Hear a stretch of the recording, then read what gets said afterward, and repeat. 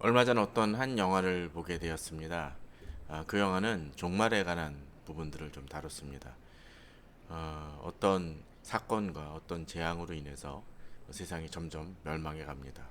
사람들이 며칠 후면 모두 다 죽게 될 상황에 처한 이야기입니다. 그런데 거기서 한 가족에게 초점을 맞춥니다. 어느 한 엄마가 자기 아들과 딸을 기르고 있었는데 그 딸만 그 세상 속에서 살아남게 될 그런 상황에 처하게 되었습니다. 그러니까 이 엄마는 이제 이 남겨진 이 딸에게 무언가를 가르쳐 주기 위해서 아직 어린 딸을 혼자 살 수 있는 방법을 가르쳐 주기 위해 그 기간 동안 노력을 합니다. 아직 운전하기 너무나 힘든 아이에게 운전을 가르쳐 주고 또 자기 자신을 지키게 하기 위해 총 쏘는 법도 가르쳐 주려고 합니다. 그런 부분들에 대해서 아이는 계속적으로 거부를 하고 총 쏘는 것에 두려워하기도 하고 운전하는 것이 너무나 서툴러서 오고 가는 어떤 여정 속에서 사고 날 위험 속에 있음에도 불구하고 그 엄마는 계속적으로 이 아이에게 운전을 가르쳐주고 또 총 쏘는 법 또 다른 것들을 어떤 생존법에 대해서 가르쳐 주려고 합니다.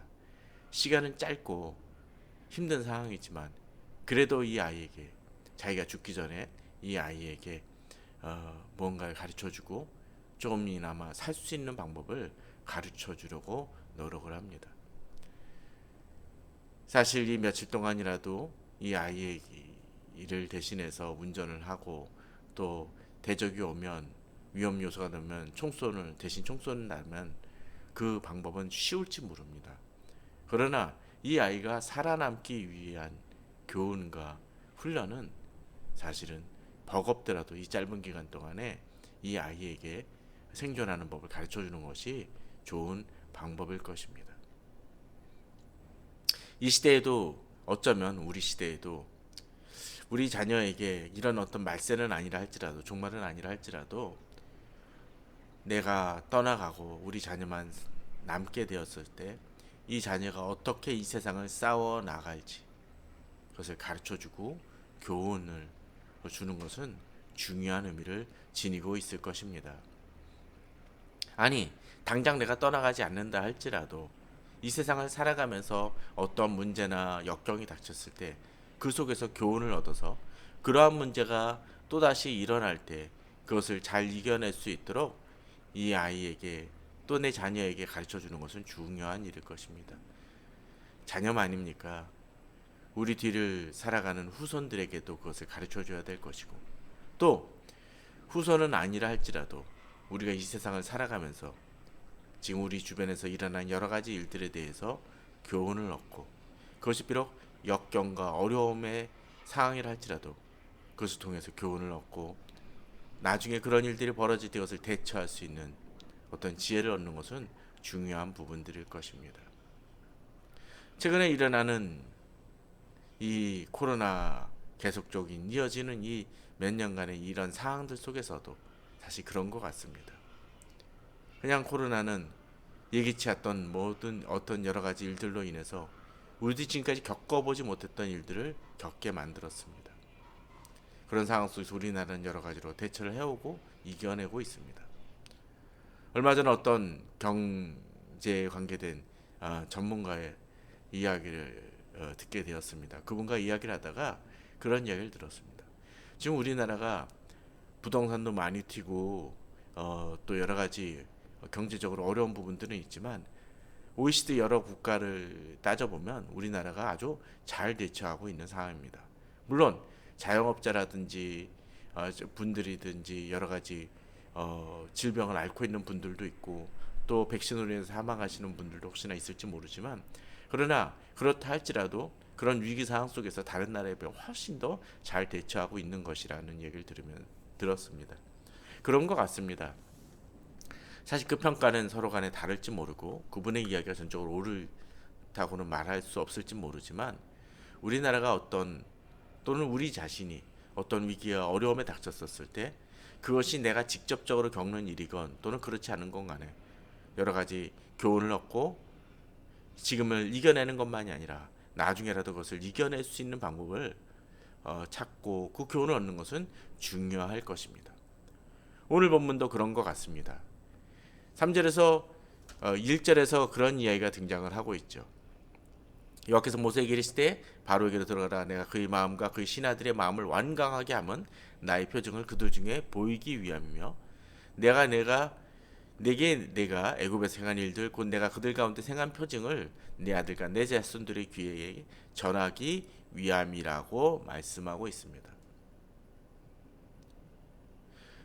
하나님은 이 이스라엘 백성을 애굽에서 이제 탈출시켜서 가나안 땅으로 보내시는 그 목적도 있지만 이러한 일들을 이것을 거부하는 바로와 그 애굽의 백성들을 통해서 또 그들이 겪는 일들을 통해서 하나님은 하나님이 행하시는 놀라운 일들을 이제 이스라엘 백성들이 새길 수 있도록 하기 위함도 지금의 재앙 속에 포함되어 있음을 이야기해 주십니다. 어떤 재앙은 이스라엘 백성들도 겪기도 했고 또 어떤 재앙들은 겪지 않을 경우들도 있었습니다. 근데 이 모든 일들 속에서 하나님은 교훈을 얻기를 원하십니다. 그런 것 같습니다. 우리는 세상 속에 세상의 여러 가지 일들이 그냥 돌아가는 일들 같지만 그런 일들 속에서 하나님의 이끄심과 하나님의 행하심을 볼 수 있는 눈이 있어야 됩니다. 또 그러한 일들을 통해서 우리가 하나님이 행하심을 통해서 하나님을 의지하는 법을 더 배워나가야 된다는 거죠. 하나님은 이러한 일들을 통해서 바로를 징계하시는 것만이 아니라 이스라엘 백성들이 하나님의 하나님 되심을 깨닫고 더욱 의뢰할 수 있도록 이끄시는 모습들, 그 계획도 있음을 보게 됩니다. 우리는 이것을 배워나가야 됩니다. 이것을 배워나감을 통해서 우리 자신만이 아니라 이 믿음을 우리 자녀들에게 또 이 우리 후손들에게 내 뒤를 이어갈 사람들에게 전해야 될 것이고 또 우리 자신도 또 다른 어려움이 닥쳤을 때 그것을 이겨낼 수 있는 그 힘을 과거를 통해서 또 지금 겪는 일들을 통해서 이제 미래에 일어날 일들에 대해서도 우리가 이길 힘을 얻게 되는 것입니다. 하나님의 백성들은 그래야 됩니다. 또한 반면에 우리 마음이 완악해져 있을 때 또는 세상이 하나님을 거부하고 살아나갈 때 이러한 재앙들이 그들에게 주는 경고를 볼 수 있어야 됩니다. 또 우리 자신이 하나님에 대해서 계속적으로 불순종할 때 하나님의 말씀이 우리에게 주는 교훈을 속히 깨달아 돌이킬 수 있는 그 기회를 얻는 것이 우리에게 필요할 것입니다. 이제 8번째 재앙이 시작이 되어집니다. 그리고 그에 대한 그것을 일어나지 않기고 그들이 순종할 수 있게 계속적으로 협상, 이야기 나누는 장면이 본문에서는 등장을 합니다. 3절에 보면 모세 아론이 바로에게 들어가서 그에게 이르되 히브리 사람의 하나님 여호와께서 말씀하시기를 내가 어느 때까지 내 앞에 겸비하지 아니하겠느냐라고 이야기합니다. 왜 그렇습니까? 지금까지 7번째 재앙이 일어났다는 것은 그들이 지금까지 불순종했다는 얘기죠. 이제 8번째 재앙이 시작되기 전에 바로 왜 지금까지 이런 일들이 벌어졌는지를 하나님은 모세를 통해서 바로에게 말씀하시고자 합니다. 그것은 뭡니까? 겸비하지 않기 때문입니다. 바로가 잘못했고 또 하나님의 명령에 대해서 바로가 듣지 않고 있음으로 인해서 이 일이 벌어지고 있음을 계속적으로 깨우치시기 위함이라는 거죠. 이유는 뭡니까? 교만하기 때문입니다. 이 세상 모든 것을 다스리시는 하나님 앞에 이미 하나님이 그들이 섬기는 신이 아무것도 아님을 증명해 주시고 계심에도 불구하고 아직도 교만하게 행함을 하고 있고 하나님 앞에서 버팅기고 있기에 이제 그들에게 또 다른 재앙이 임할 수 있음을 하나님은 경고하고 계시는 것입니다. 우리 하나님 앞에 불순종하는 많은 이유 중에 하나는 교만하기 때문입니다. 겸비하지 못하기 때문입니다. 하나님이 어떤 분인지를 깨닫지 못하기 때문에 하나님께서 지금까지 행하신 일들을 되새기지 못하기 때문에 우리는 그 교훈을 얻지 못했기 때문에 우리 마음이 완악하고 내 방식대로 살아가고자 합니다.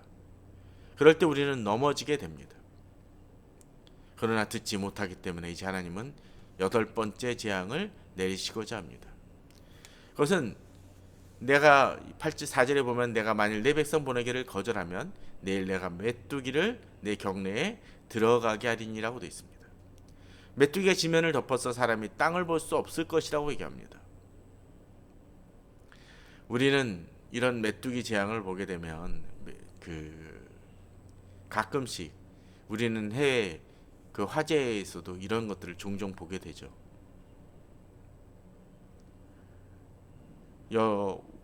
어떤 나라에서 정말 커다란 메뚜기들이, 정말 엄청난 메뚜기들이 이 눈을 아주 싹쓸이하는 모습들을 우리는 가끔씩 보게 됩니다. 이들이 날아가는 모습은 마치 먹구름이 끼는 것 같고 어둠이 임하는 것 같습니다.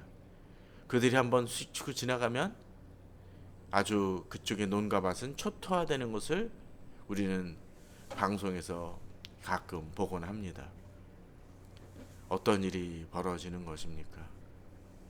메뚜기는 나타나 기존에 남아있는 그 밭을 아주 싹쓸이하고 황폐화시키는 것이죠.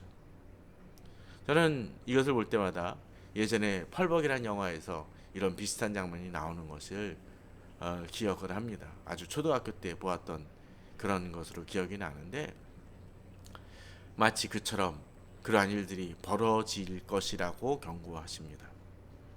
아마도 그런 비슷한 일은 혹시라도 있었을지 모릅니다. 그러나 6절은 그렇게 얘기를 하죠. 또 내 집들과 내 모든 신하의 집들과 내 모든 애굽의 사람의 집에 가득하리니 이는 내 아버지와 내 조상이 이 땅에 있었던 그날로부터 오늘까지 보지 못했던 것이라 하고 이제 전하는 모습을 보게 됩니다. 이 메뚜기 재앙은 아마도 우리들이 여러 가지로 보았던 것이라고 제가 얘기를 드렸는데, 아마도 그 이상의 재앙을 일어날 것임을 이야기하십니다. 그런데 이 재앙을 바로가 이런 재앙이 벌어질 상황 속에서 그의 마음이 완악했던 이유가 뭡니까? 7번째 재앙에서 가축들이 죽고 또 밭의 채소나 그런 것들이 망가지고 쓸 수 없게 되었지만 그에게 희망이 있었습니다. 뭐였습니까?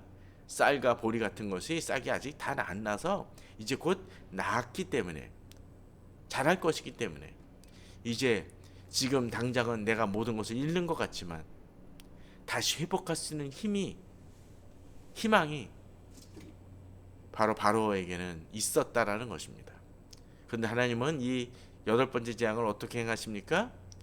우박을 면하고 남은 것을 먹으며 라는 구절을 통해서 이제 그것들마저도 싹쓸이 되어질 것임을 이야기하십니다.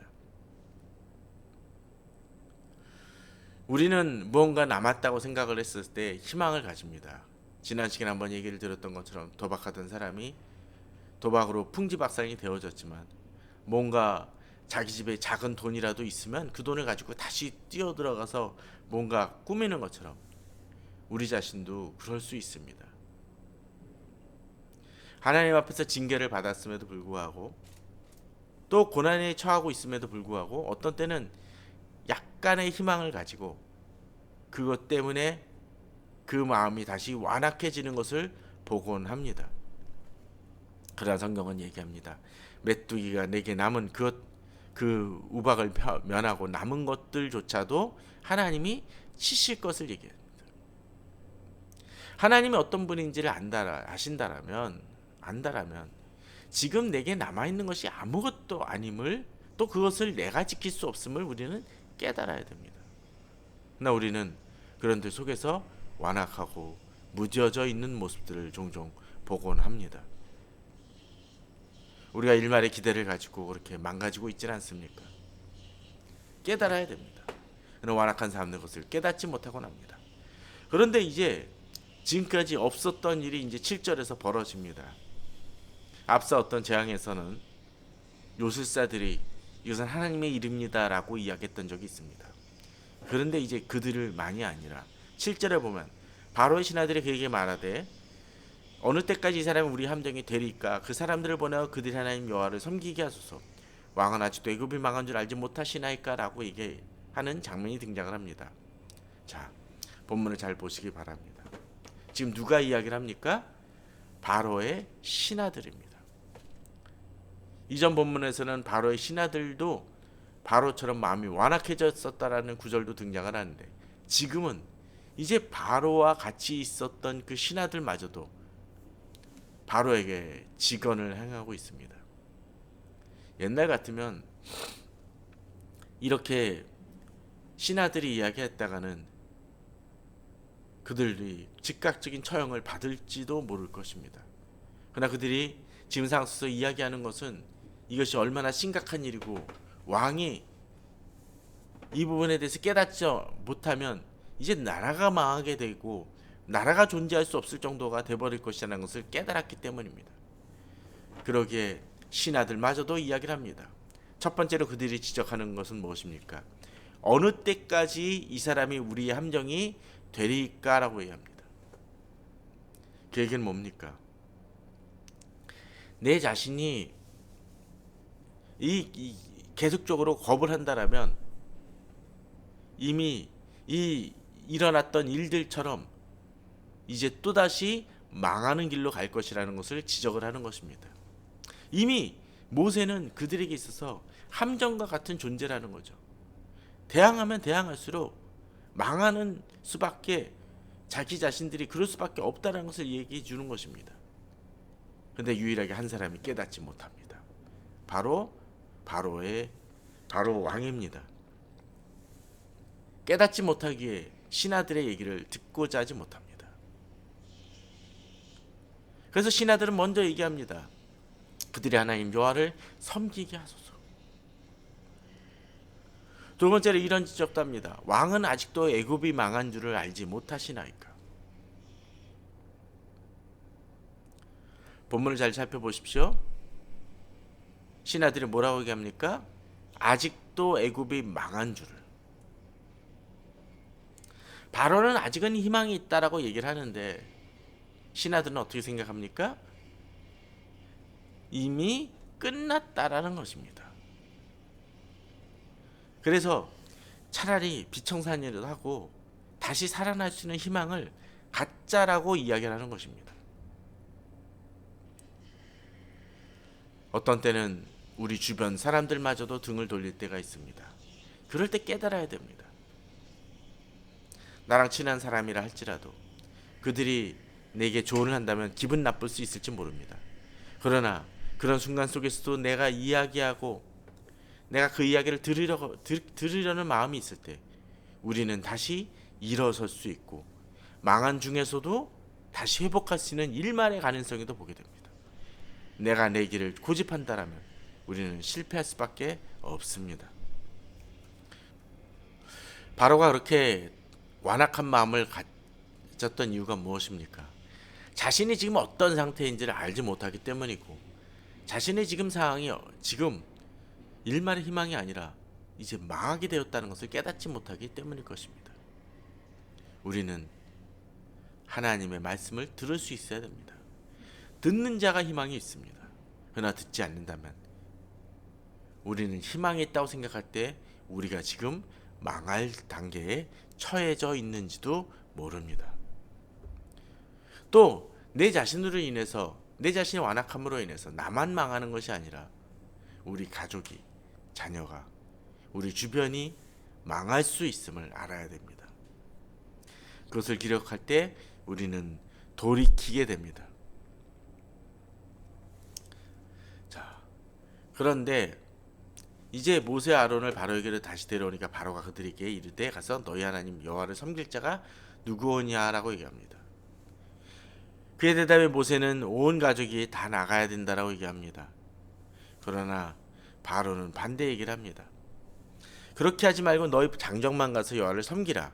이것이 너희가 구하는 바니라고 얘기합니다. 그리고 어떻게 합니까?